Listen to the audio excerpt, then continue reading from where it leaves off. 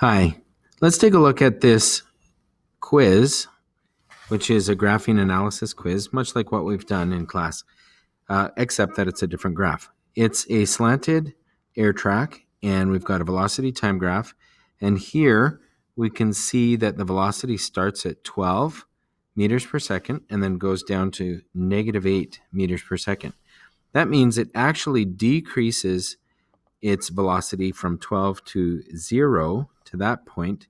And then somewhere around 18 seconds, it changes its velocity. It continues to change its velocity and it increases in speed in the other direction at -8 meters per second.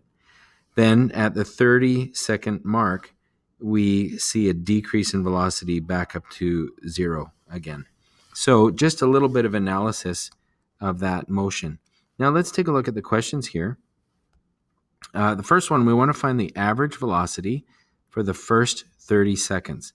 So there are two different ways to calculate average velocity. And the easiest one is really to just say, well, we started at 12 meters per second. We went down to -8 meters per second in a time of 30 seconds. So let's do the initial velocity plus the final velocity, initial plus final, divided by 2. So we started at the 12 meters per second as we see here, and our final velocity is -8 meters per second. And we divide by 2. So 12 plus -8 is 4, divided by 2 is 2 meters per second. And you could just fill that in the numerical response box.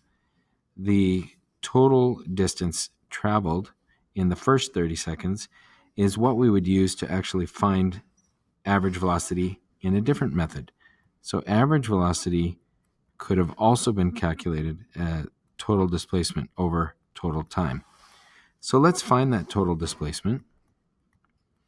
And it's going to be the sum of all the areas under or between the line and 0 in that first 30 seconds.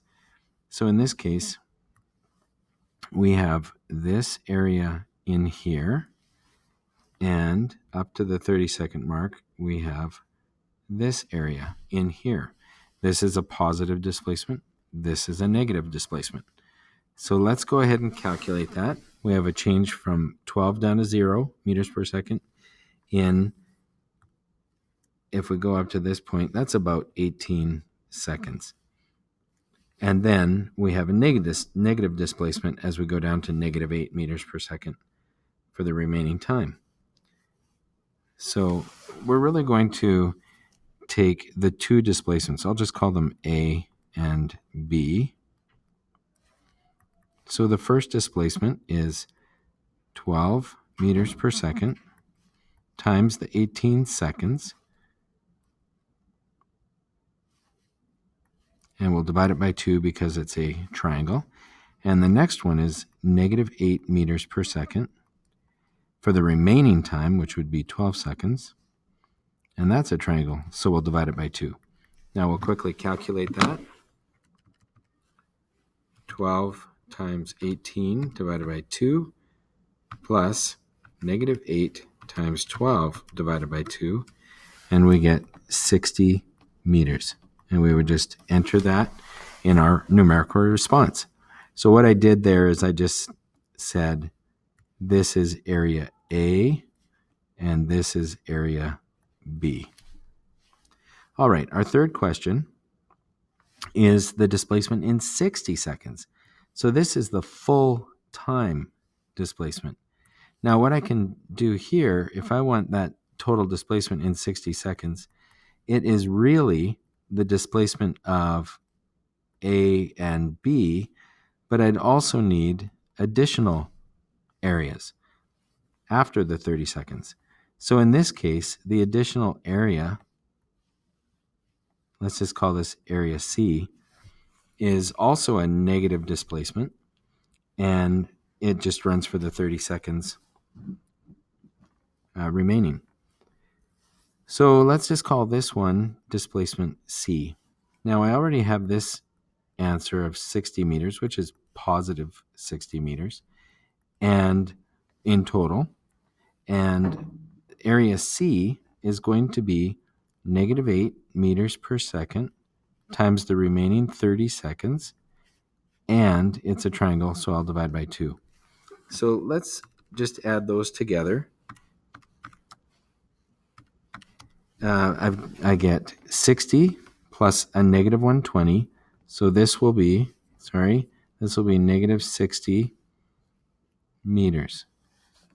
Now that's hard to enter in numerical response, but we'll just put it as 60 because that's the numerical value. So that's the 60 meters from areas A and B added together, and the negative 120 meters from area C. So the average velocity for the entire event now, we can use this displacement over time. And that full displacement from beginning to end for the entire event is negative 60 meters in a time of 60 seconds. Mr. Minhas, dial 0. Mr. Minhas, please dial 0. Sorry about that. So that's 1.0 meters per second, and I'll just put 1.0. Now the acceleration, if we look at our acceleration formula, that's really just a change in velocity over change in time. So, and that's at the 8-second mark. So if I look up at the graph at the 8-second mark, at this 8-second mark, somewhere around here, that slope is one entire constant acceleration. So I can just take the slope of that entire line as I calculate the acceleration. So my final velocity minus the initial velocity over the time would be negative 8 minus 12 over the time of 30 seconds. So that would be negative 20 over 30, which would be negative 2/3 or 0.67. And I'll just put 0.67 in my numerical response box. And lastly, here we have just an accelerated motion problem. So I'll write my accelerated motion variables and put in the information from a velocity of 2.75 forward to a velocity of 9.50. We don't have acceleration, but we do have the time, and then want to find the displacement. So if I use those variables, I can see that this equation, one of the 4 that we studied, would solve for displacement. So let's enter 2.75 plus 9.50 over 2 and multiply that by 6.50 seconds. And we'll just quickly calculate that.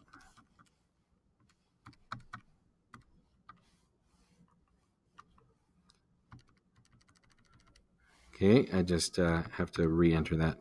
2.75 plus 9.5, and then we'll press equals, divided by 2 times 6.5.